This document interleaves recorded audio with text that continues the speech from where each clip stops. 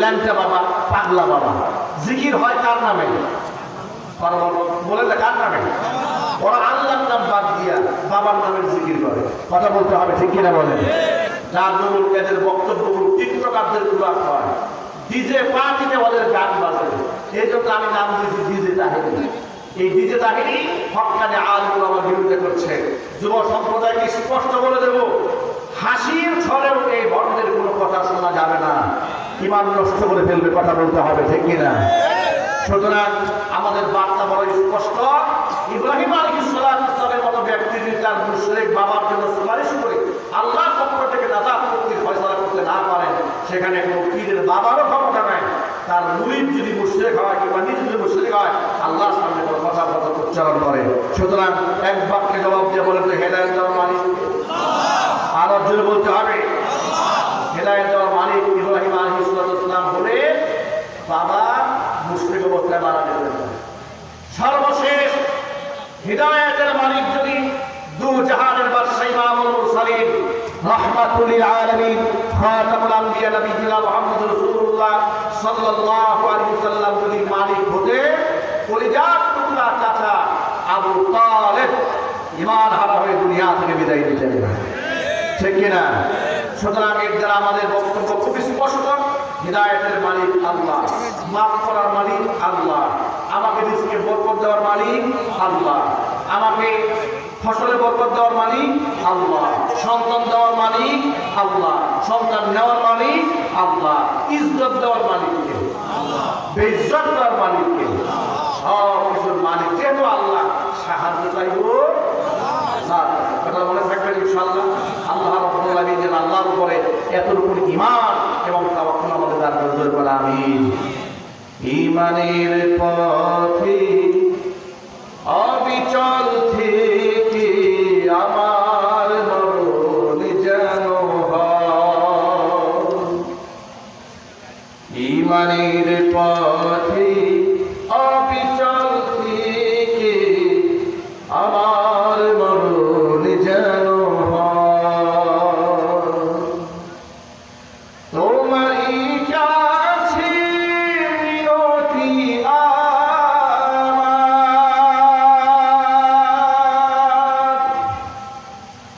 তোমারই কাছে মিনতি আমার,